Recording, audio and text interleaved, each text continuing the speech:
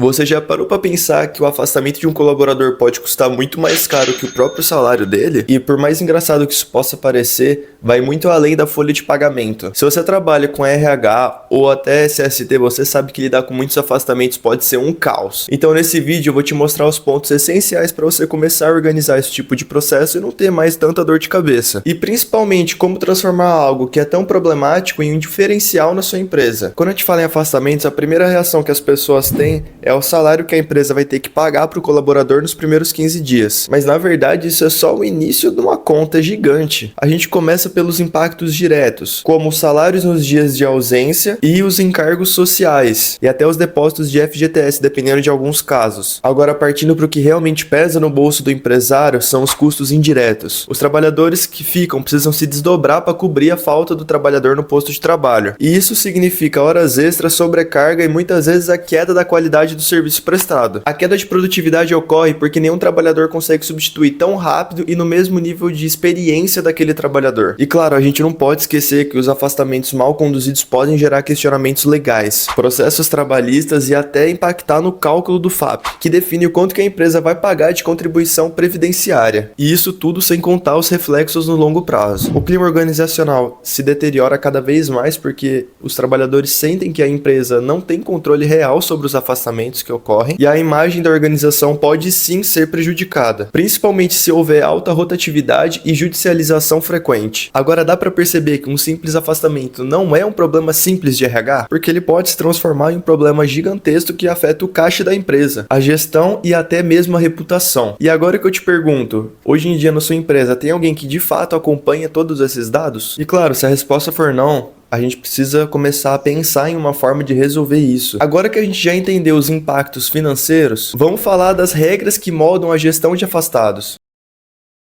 O primeiro ponto são os atestados médicos. A empresa deve receber os atestados e registrar da forma correta. Mas atenção, porque nem todo atestado gera afastamento no INSS. Até o 15º dia de ausência é responsabilidade total da empresa. A partir do 16º dia, o colaborador deve ser encaminhado para o INSS para fazer uma avaliação. O segundo ponto, o E-Social, evento S2230, toda movimentação de afastamento deve ser informada no sistema. Se a empresa não comunica, isso pode gerar problema jurídico e até mesmo legal. Se a empresa não comunica dentro do prazo, pode gerar multas e problemas de conformidade. Terceiro ponto, a chamada de estabilidade pós-benefício. Se o afastamento for considerado acidentário, o colaborador tem direito a 12 meses de estabilidade pós-retorno. E ignorar isso daí pode levar a processos trabalhistas e problemas legais demorados demais. E claro, a gente não pode esquecer o famoso limbo jurídico, que é quando o médico do INSS considera o trabalhador apto a trabalhar, já o médico da empresa não. Se não houver clareza na conduta, o trabalhador pode acabar ficando sem salário e sem benefício. E aí o problema volta para a empresa em forma de ações judiciais. O que eu quero destacar aqui é que as normas não estão presentes só para burocratizar. Elas estão presentes para trazer justamente proteção jurídica tanto para o trabalhador quanto para a empresa. E quem domina esses detalhes acaba protegendo a empresa de riscos legais. E ao mesmo tempo acaba criando um ambiente mais transparente e saudável para os colaboradores. Entrada e triagem de atestado.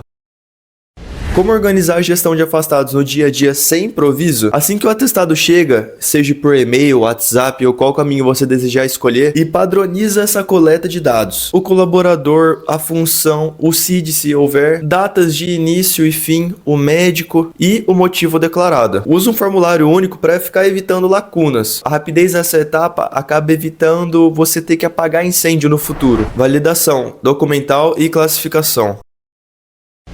Checa a integridade do documento, legibilidade, o carimbo do documento e as datas se são coerentes. E classifique os casos. Ausência curta, até 15 dias, versus potencial encaminhamento, acima de 15 dias, porque isso vai guiar as rotas seguintes e vai diminuir o trabalho. 3. Avaliação ocupacional e decisão técnica. Acione a medicina do trabalho para avaliar a aptidão do trabalhador, restrições e até recomendações. A decisão pode ser manter afastado, restrição de alguma atividade temporariamente, ter critérios claros evita insegurança e decisões contraditórias. Comunicação oficial e prazos. Registre a movimentação no seu sistema e, quando aplicável, envie o documento correto no E-Social dentro do prazo. A comunicação tempestiva é igual conformidade e menos risco jurídico. 5. Acompanhamento ativo. Para ausências longas, estabeleça checkpoints para verificação e evolução clínica e necessidades de ajustes da atividade. O acompanhamento acaba evitando o vazio de informações e decisões atrasadas. 6. Retorno ao trabalho com segurança.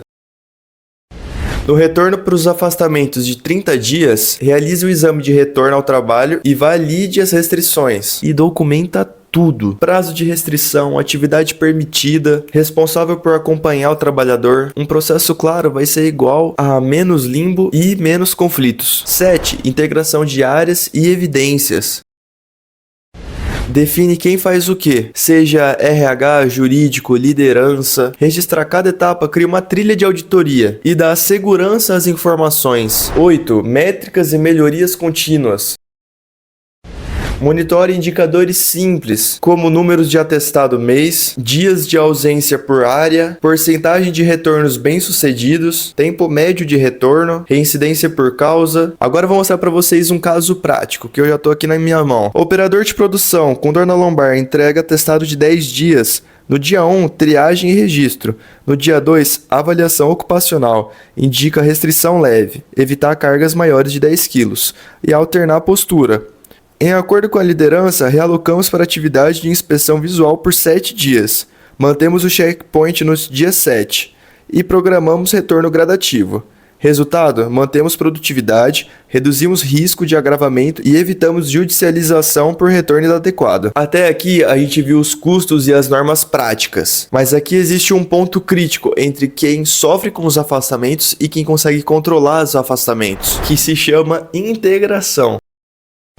Ué, mas por quê? Porque os afastamentos não são responsabilidade só do RH ou de uma área só. O RH teria sua função de organizar e receber esses documentos. O DP seria responsável por fazer o envio correto no e-social. O SST avalia clinicamente e orienta condutas. O jurídico atua na prevenção de passivos e também nos casos de estabilidade. E a liderança direta é quem acompanha o trabalhador no dia a dia e apoia na reintegração. Quando cada área atua de forma isolada, vira uma coxa de retalhos, dados duplicados, perda de prazo, várias decisões incoerentes. O que funciona é construir um fluxo integrado e com papéis claros de quem faz o quê. Um afastamento começa no RH, mas precisa de apoio do SST e do DP para dar um andamento. O jurídico deve ser consultado nos casos críticos e a liderança deve ser envolvida desde o primeiro dia, porque ela é quem garante o retorno seguro e proativo do colaborador. Agora pense no profissional que domina tudo. Ele não é mais o operacional que registra todos os atestados. Ele acaba virando um profissional estratégico, que fala a linguagem da diretoria, que consegue mostrar para a diretoria quantos dias foram economizados com realocações temporárias e como isso reduziu os impactos trabalhistas. E esse aqui é o grande salto: transformar a gestão de afastados em indicadores de negócio. Deixar de ser um custo invisível para se tornar um dado que embasa nas decisões estratégicas da empresa. Agora, depois de entender os custos, as normas, a prática e a integração, vem aquela pergunta: como controlar tudo isso de forma eficiente? Sem depender de planilhas, manuais. A boa notícia é que hoje em dia já existe formas de você automatizar grande parte desse processo. O sistema pode registrar automaticamente cada afastamento de forma automática, centralizando todas as informações em um só lugar. Alertas de prazo ajudam a não perder datas importantes, como o envio do S2230 e a volta do trabalhador. Dashboards que transformam dados em informações muito fáceis de entender, como quantos afastamentos por setor, dias perdidos por setor, principais causas. Isso muda completamente o jogo. Em vez de ficar horas procurando documentos e cobrando atualizações, o RH passa a ter uma visão clara de todo esse processo. E claro, tudo isso em tempo real. E mais, com relatórios, a empresa acaba conseguindo antecipar as tendências, identificar setores com maiores afastamentos, monitorar reincidências constantes e principalmente planejar ações preventivas. O papel do gestor deixa de ser operar o processo, passa a ser a decisão com base em dados e informações concretas. E é aí que a automação mostra todo o seu valor, porque ela libera o tempo para novas estratégias e reduz drasticamente erros e riscos. E para você que não entendeu o que eu tô falando, a Vertex tem esse sistema que faz tudo isso para você e muito mais.